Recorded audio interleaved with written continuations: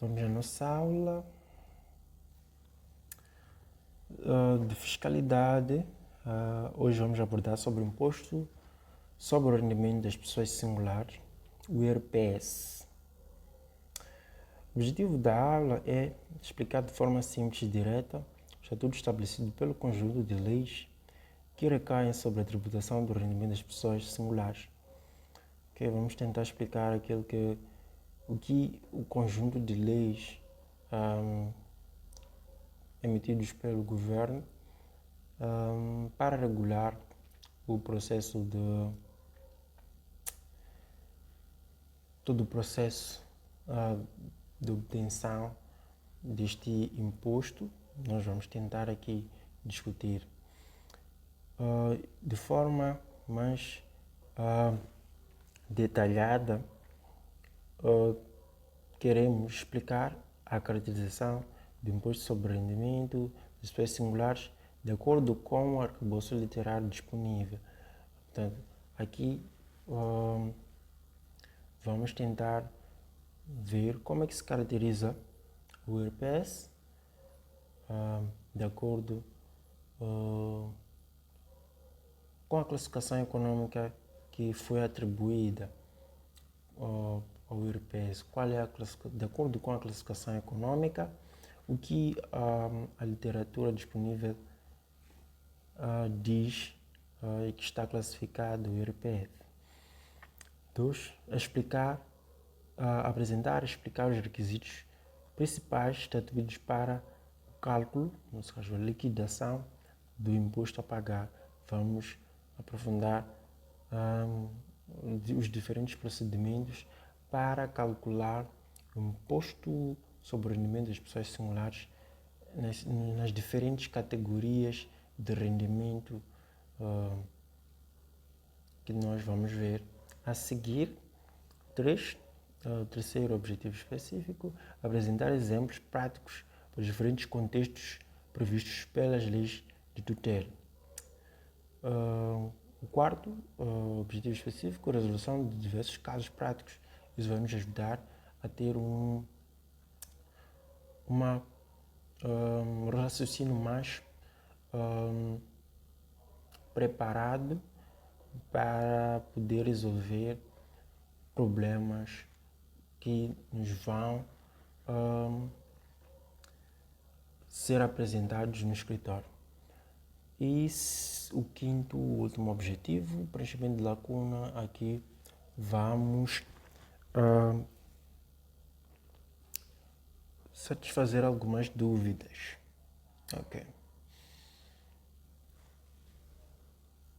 Ok.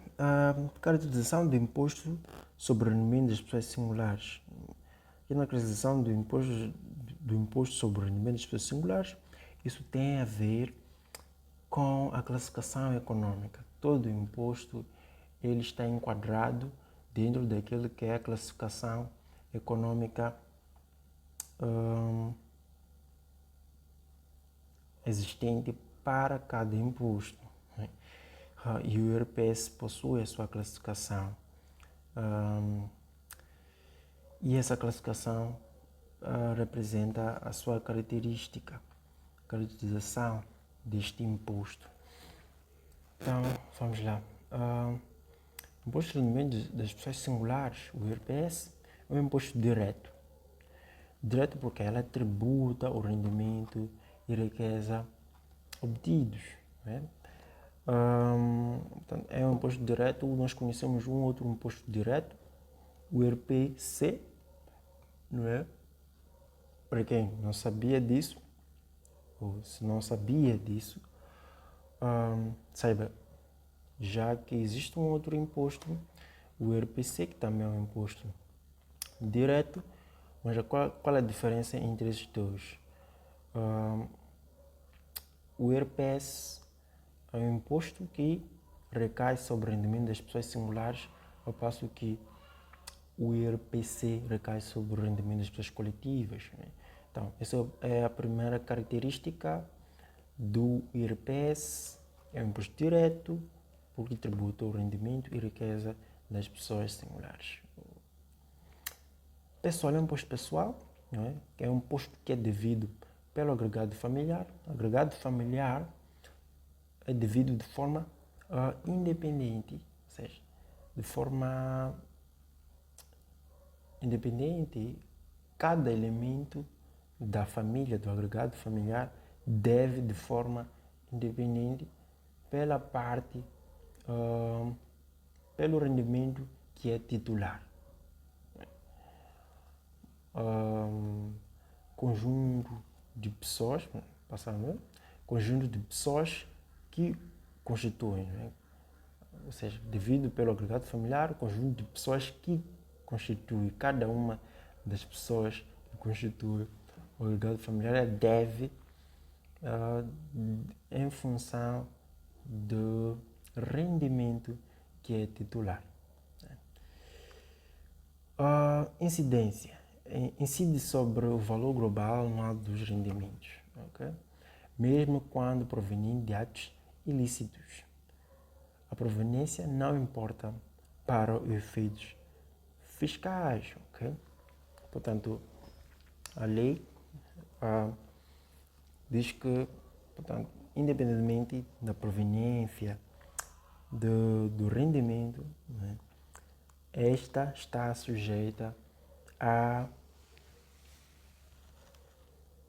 liquidar o valor do IRPS, né, que deve ser entregue aos cofres do Estado. É progressivo, aí olhamos para a taxa. Né? É progressivo, pois as taxas de retenção na fonte variam consoante o nível de rendimento. Progressivo, o que isso quer dizer?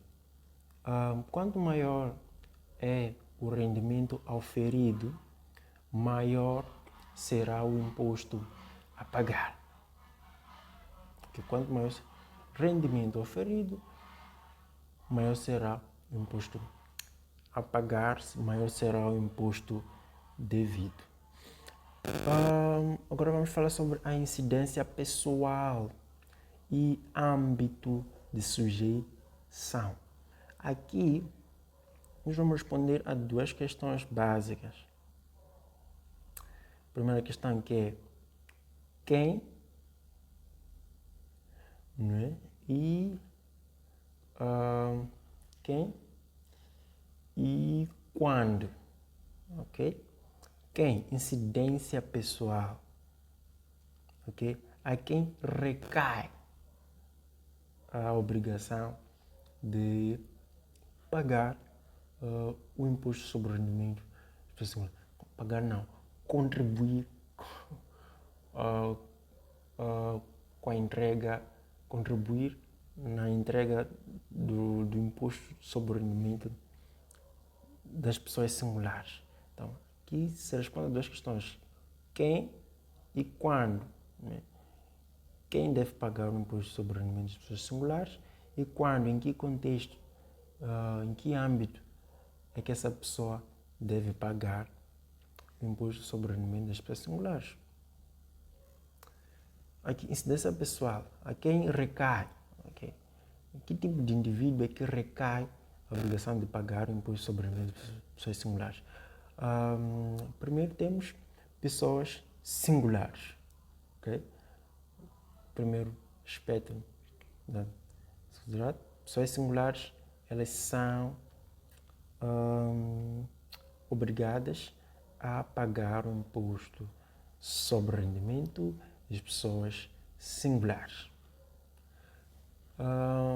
O segundo ponto, cotitulares de rendimento. Quando o rendimento pertence a mais de uma pessoa, considera-se rendimento de cada parte, a cota de cada um. Na falta desta, divide-se por igual. Isso pode ser visto no artigo 22. Né? Pode anotar aí, vai poder visitar esse artigo para aprofundar melhor. Um exemplo, imagine duas irmãs, a Maria e a Joana. A Maria e a Joana, elas são titulares de um rendimento de 100 mil meticais. Ok? 100 mil meticais. E não se sabe qual é a cota, a percentagem que cada uma delas vai levar. Okay? Sendo assim, vamos dividir por igual. Então, a Maria fica com 50 mil e a Joana fica com 50 mil. Então, é isso que podemos encontrar. É isso que explica, podemos encontrar o que explica esse segundo ponto. Terceiro ponto, imputação especial. Pode ser visitado no artigo 24, transparência fiscal, artigo 24 do Código do Imposto sobre o Rendimento de Pessoas Singulares, conjugado com o artigo 6 do Código do Imposto do Rendimento das Pessoas Coletivas. Não é? Em que consiste a imputação especial? Imagine o Antônio e o José. Antônio e o José, eles são sócios, eles possuem um escritório de contabilidade. E no ano 2023 eles tiveram um lucro de 100 mil meticais. E eles vão se dividir esse lucro de 100 mil meticais por igual. Vão dividir-se por igual. Ok? Então o IRPS ele vai recair sobre os 50 mil meticais que cada um dos sócios vai receber como a parte do resultado líquido, como dividendo, que vai receber como a parte da sociedade. Âmbito de sujeição. Okay? Âmbito de sujeição é aqui onde se discute o fator gerador de imposto. Em que contexto é que nasce a obrigação de liquidação do imposto sobre o rendimento das pessoas singulares? Primeiro, residentes. Okay? Aqui falamos de obrigação pessoal. Pessoal porque olhamos para a pessoa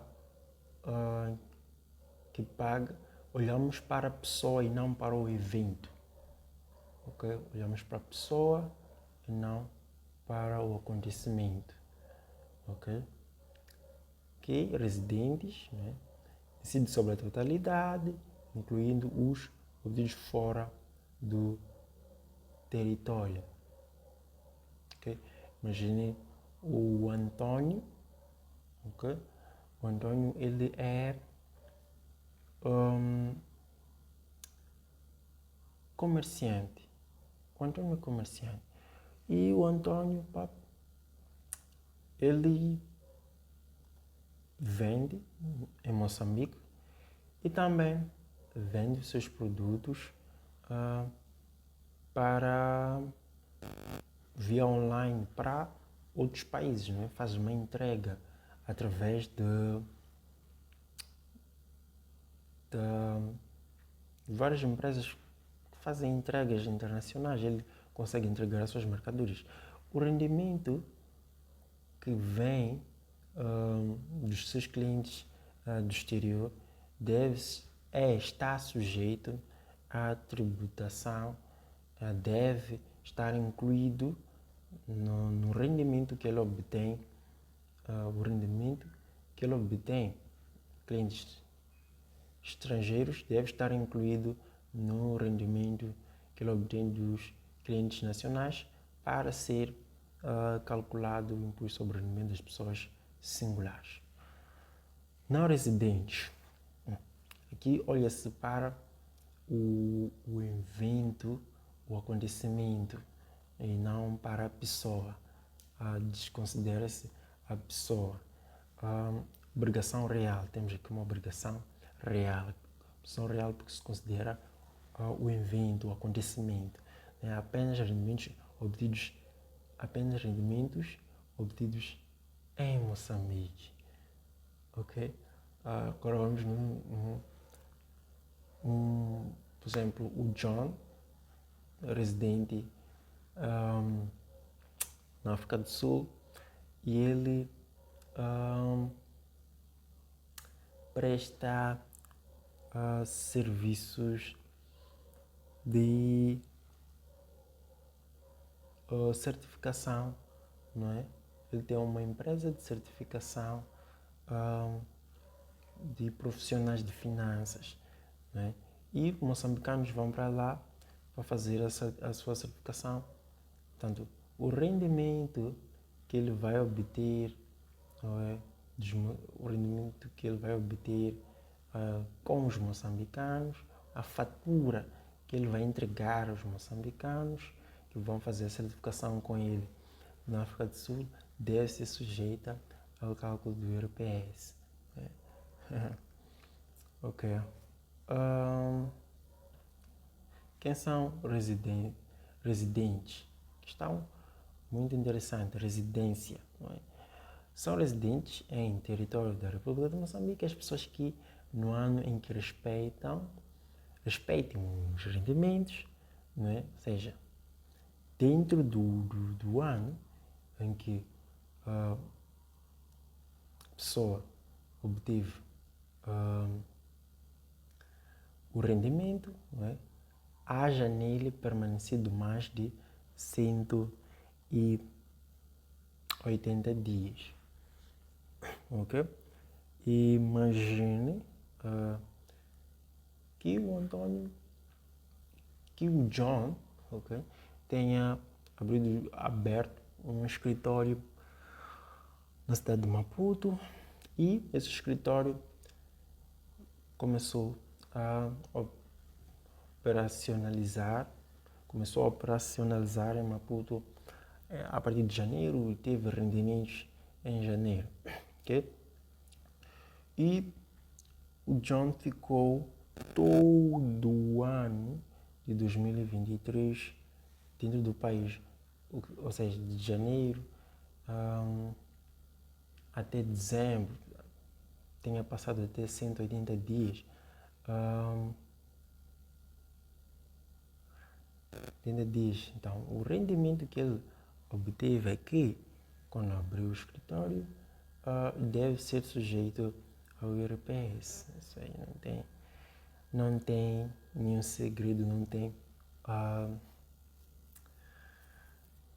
nenhuma confusão na percepção dessa ideia.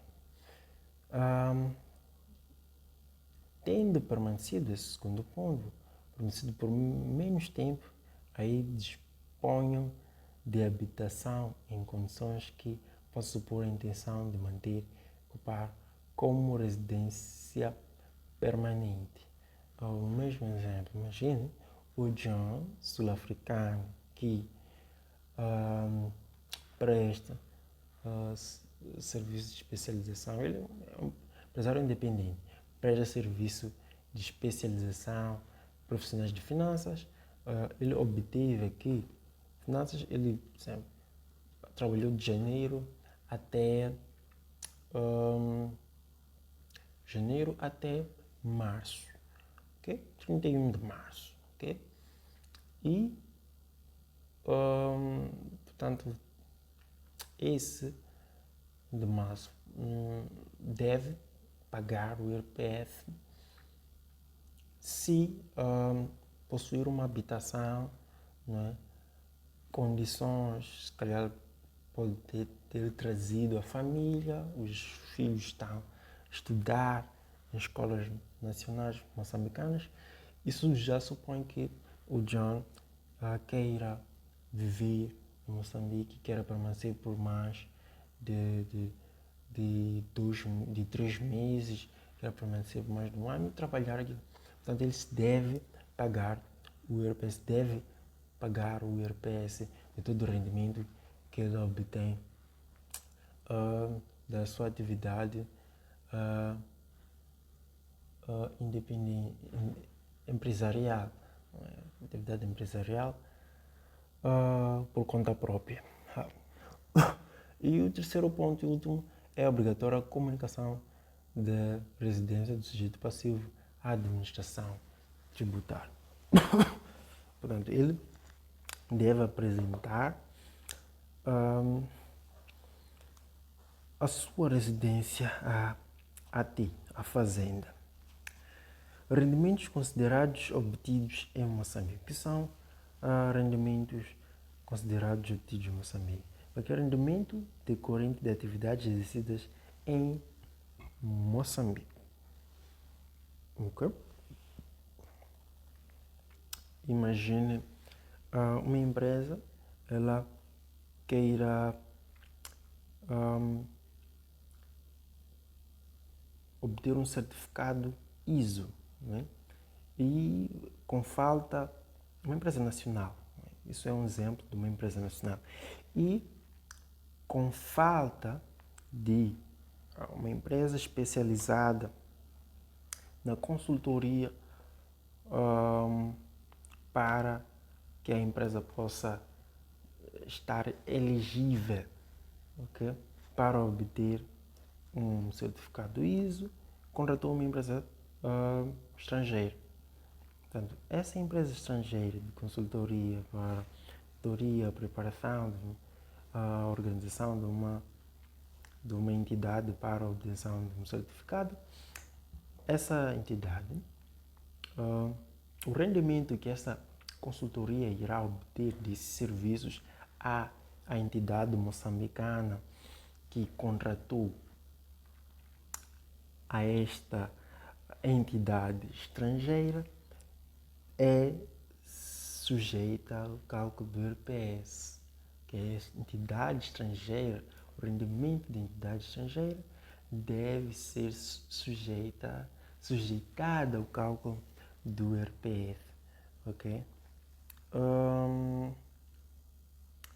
Segundo ponto, quando tais rendimentos sejam devidos por entidades que nele tenham residência, sede, direção efetiva ou estabelecimento estável, executar-se o pagamento, ok? Isso apenas confirma aquele meu exemplo que eu dei anteriormente, que eu dizia, uma entidade moçambicana contratou uma entidade estrangeira para ter serviços de consultoria para a obtenção de um certificado ISO. A entidade moçambicana, ela possui residência, ela tem sede, ela opera em Moçambique, e a partir do momento em que a entidade estrangeira prestou serviços à entidade moçambicana, essa torna-se devedora, e esse valor que a entidade moçambicana vai pagar à entidade estrangeira deve ser sujeita ao IRPS. Rendimento de trabalho dependente devido, esse é o terceiro e último ponto, rendimento de trabalho dependente devido por uma entidade não residente, desde que o trabalho seja realizado no território nacional, mas ser considerados aí obtidos. Aqui é um ponto que provoca uma explosão na mente de qualquer um. Imagine que o Sérgio, ele é um contabilista certificado na Ordem dos Contabilistas e Auditores de Moçambique. E o Sérgio decida fazer uma especialização na África do Sul. Na África do Sul. E, tendo ido à África do Sul,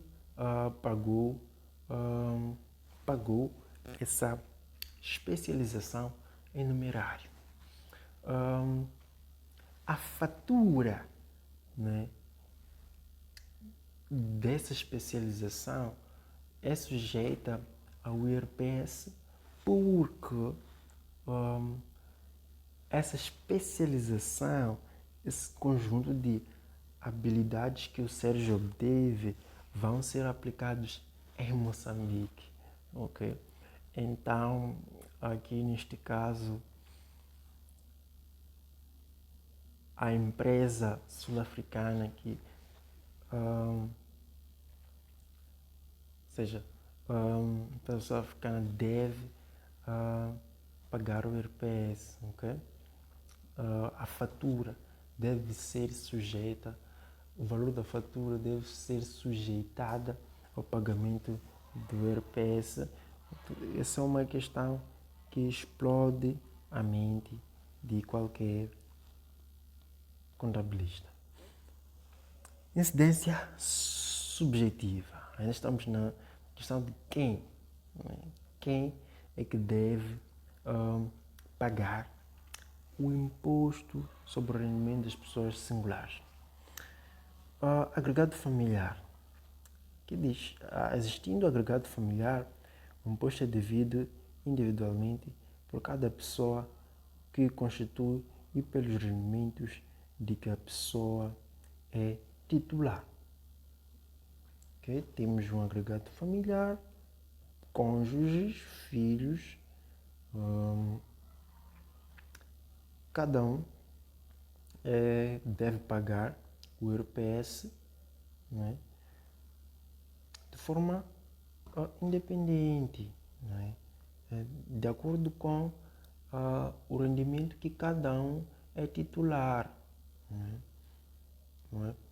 O marido trabalha, a esposa trabalha, oferem no final do mês um determinado valor, esse valor que cada um recebe será sujeitado ao pagamento do IRPS, que varia, pode variar, o salário de cada um pode ser diferente, pode variar em função daquilo que é o rendimento oferido por cada um dos cônjuges. Né?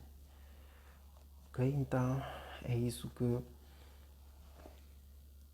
pretende-se transmitir aqui. A constituição do agregado familiar. Aqui tem uma questão muito importante. O que é um agregado familiar? Tradicionalmente, nós temos a ideia de que um agregado familiar é os cônjuges, filhos, okay, o cachorro, o gato, okay? E por vezes até alguns outros animais podem ser considerados como agregado familiar. Mas vivemos numa sociedade moderna em que um agregado familiar pode ser considerado diferente disso. Que a constituição do agregado familiar. O agregado familiar é constituído por cada um dos cônjuges, ou pai, mãe, solteiros, okay? Um pai solteiro, uma mãe solteiro, uma mãe solteira, uma mãe solteira, okay? Ou adotante. Okay? E os dependentes a seu cargo. Okay? O conceito de agregado familiar está previsto no número 3 do artigo 18. Pode ser encontrado, com o tempo pode-se fazer uma revisão independente.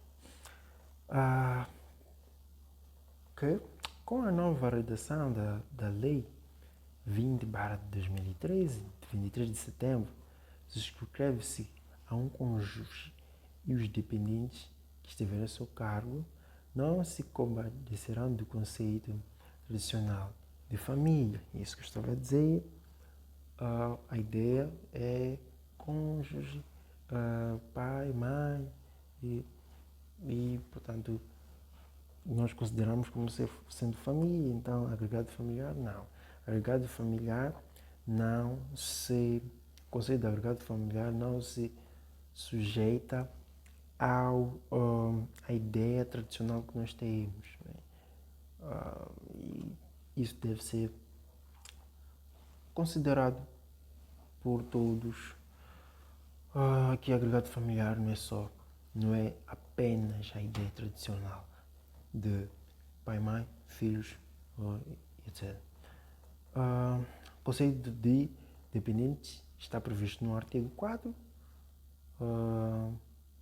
número 4 do artigo 18 do CIRPS, que é do Código do Imposto sobre Rendimentos das Pessoas Singulares.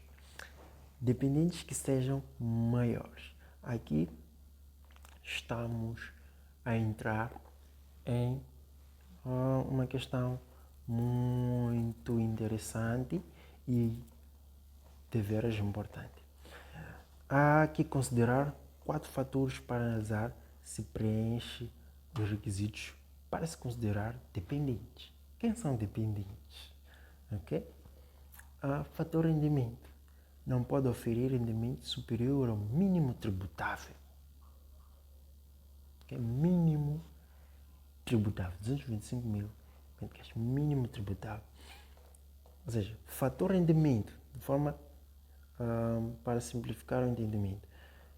Vamos assim. Fator rendimento é inferior ao mínimo não tributável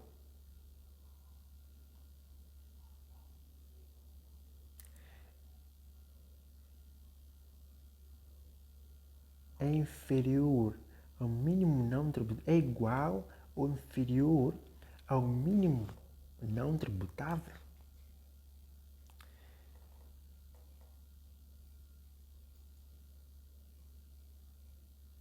Ou melhor,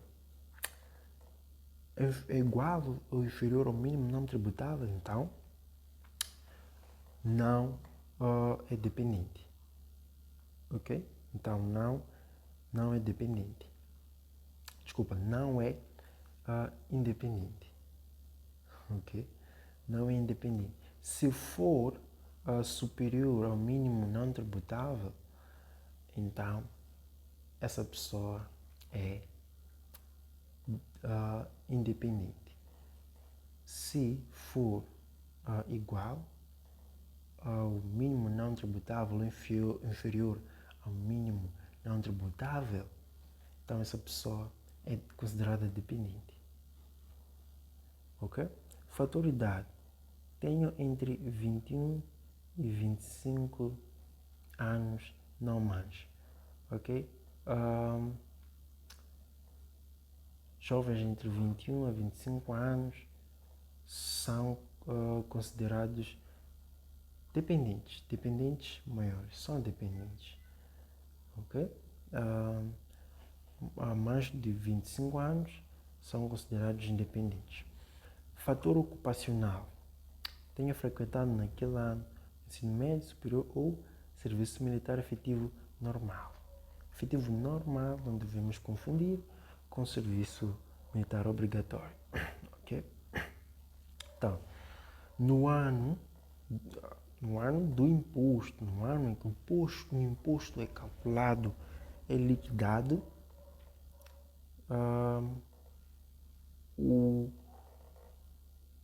o jovem, ou a jovem sob tutela, não é? Deve, ou seja, estar a frequentar o ensino médio, superior ou militar efetivo para ser considerado como um dependente. Okay? Serviço militar obrigatório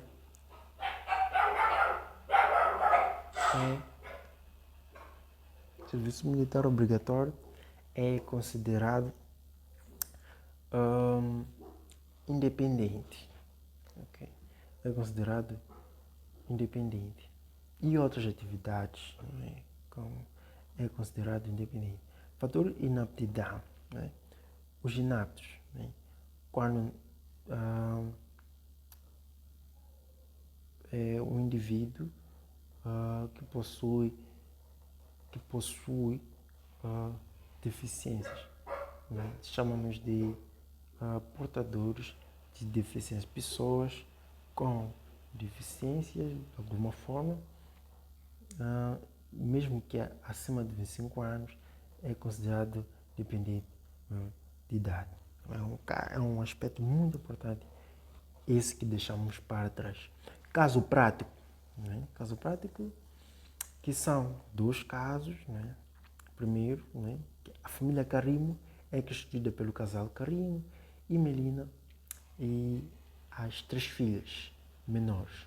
Um filho Kevin, com 26 anos, que frequenta o ensino superior, um sobrinho cujos pais faleceram. Ok, vamos primeiro discutir esse caso. Família Carimo, constituída pelo casal Carimo e Melina. 3 filhas menores e um filho Kevin com 26 anos, que frequenta o ensino superior, um sobrinho cujos pais faleceram. Ok. Aqui nós temos uma família, posso dizer, mais ou menos tradicional. Temos o cônjuge, os filhos e um sobrinho. Ok. Aqui a nossa missão é encontrar os dependentes, saber qual é o número de dependentes que existem, né? 3 filhas menores, ok? Menores, por lei, considera-se menor de idade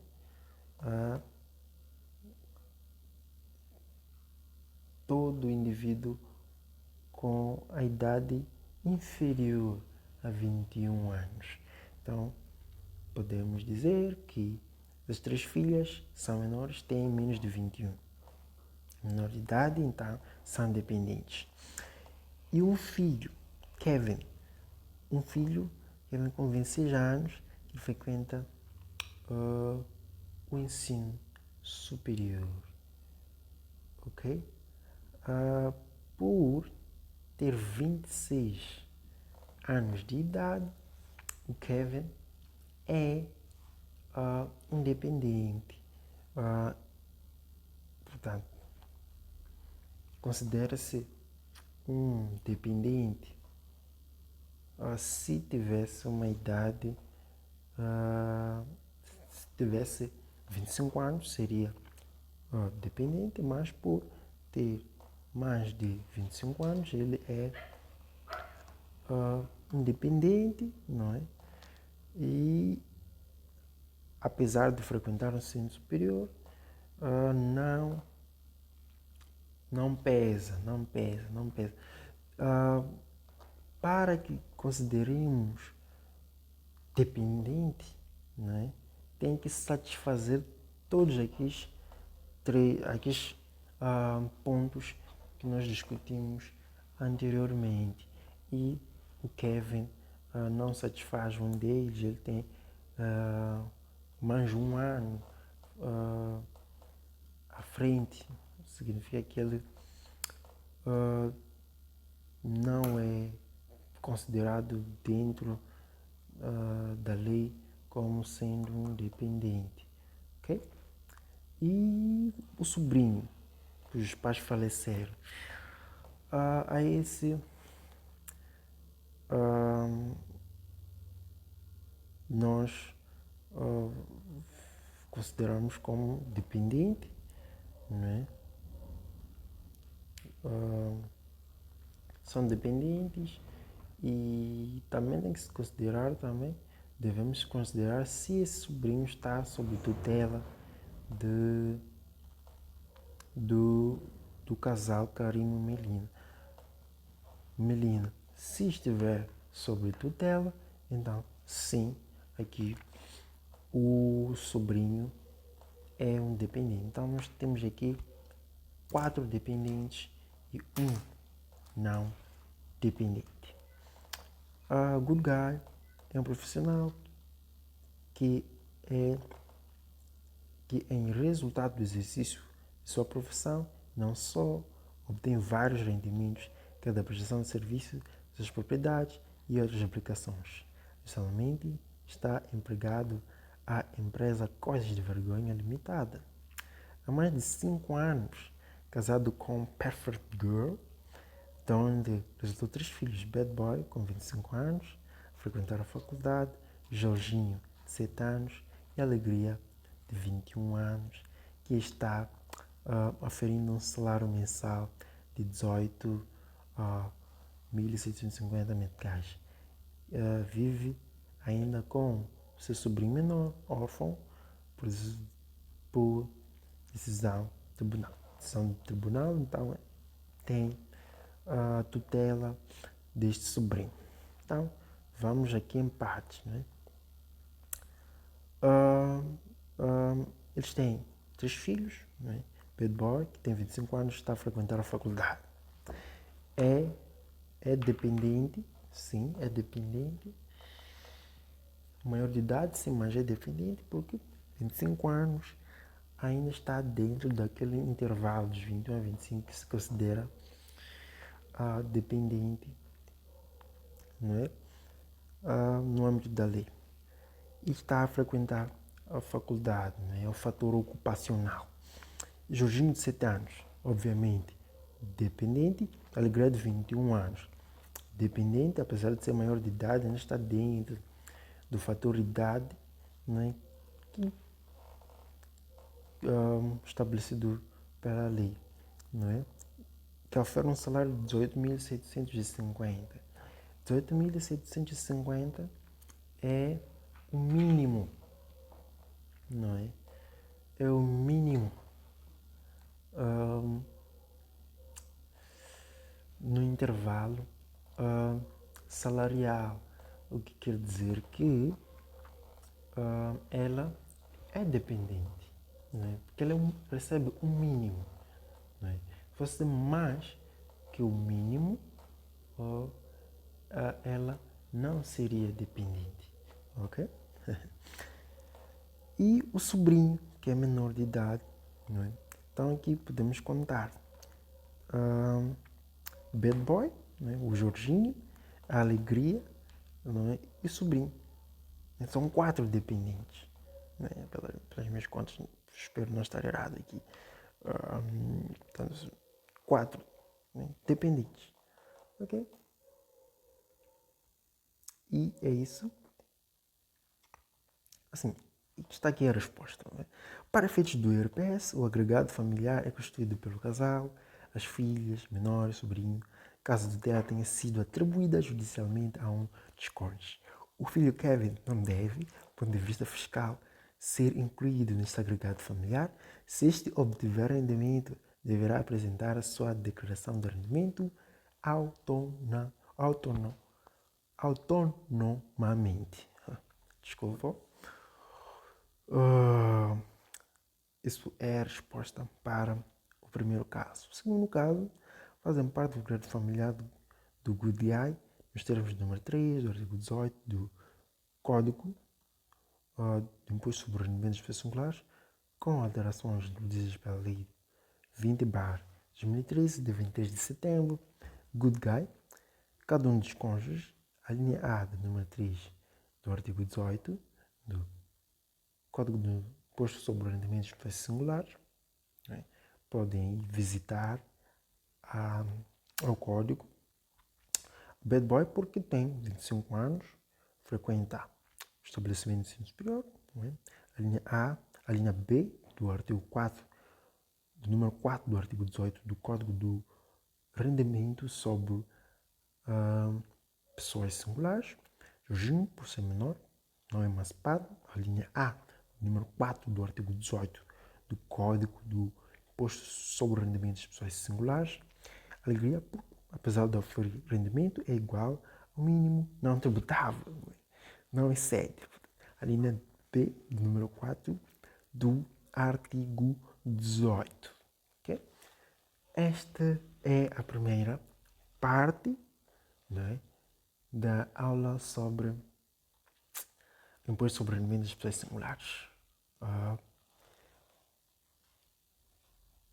Teremos mais um outro vídeo explicativo